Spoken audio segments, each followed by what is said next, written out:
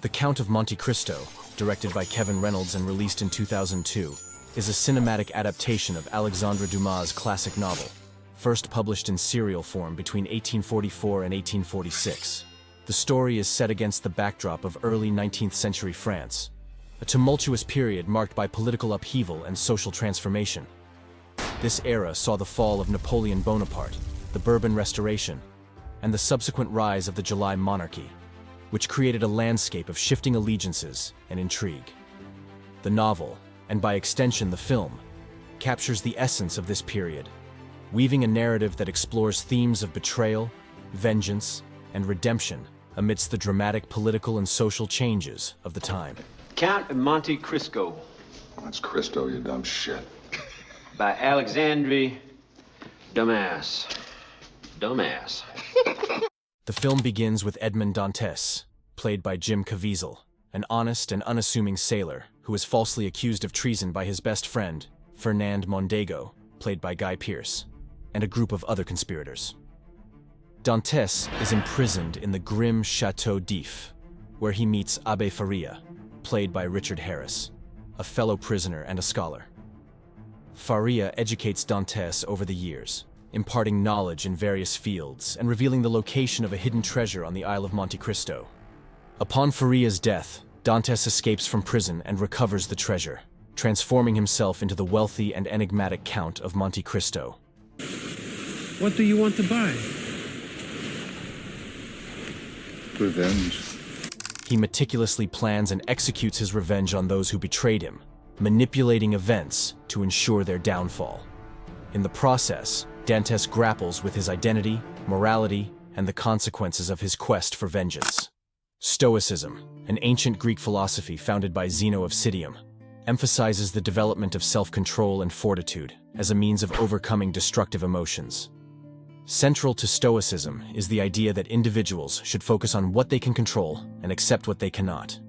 In Stoic philosophy, enduring hardship without losing one's rationality or virtue is a key tenet. As Marcus Aurelius wrote, "The impediment to action advances action. What stands in the way becomes the way." Dantes' ability to survive and grow stronger in the face of extreme adversity aligns with the Stoic belief in the strength of the human spirit to withstand and transcend suffering. Speed of hand. Speed of mind. Throughout his journey, Dantes learns to master his emotions, particularly his anger and desire for revenge. Stoicism teaches that while external events are beyond our control, our responses to them are not. Initially, Dantes' quest for vengeance is driven by rage, but as he evolves into the Count of Monte Cristo, he adopts a more calculated and detached approach. By controlling his emotional responses, Dantes is able to execute his plans with precision. This calculated detachment is reminiscent of the Stoic ideal of apatheia, which refers to a state of being free from destructive emotions. Seneca said, "We suffer more often in imagination than in reality."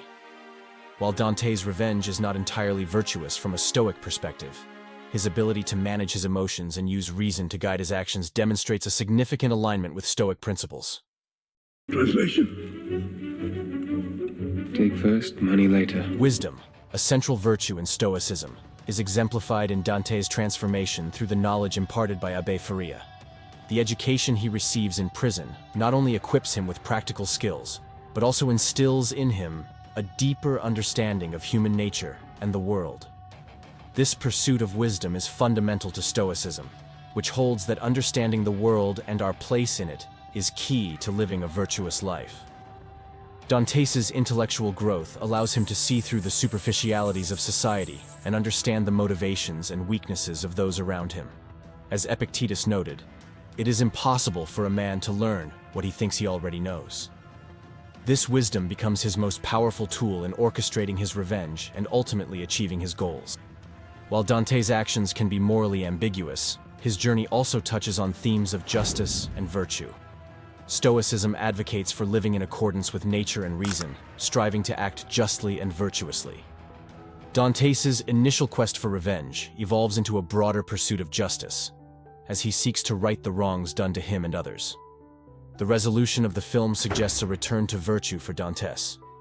In the end, he recognizes the destructive potential of his vengeance and seeks reconciliation and redemption. This shift reflects the Stoic idea that true contentment and peace come from virtuous living and forgiveness, rather than from the satisfaction of personal vendettas. As Marcus Aurelius wrote, "The greatest revenge is to be unlike him who performed the injury."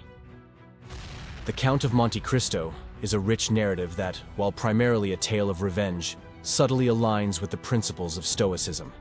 Edmond Dantes' journey from suffering and imprisonment to empowerment and wisdom mirrors the Stoic path of enduring hardship, mastering one's emotions, and seeking wisdom and virtue.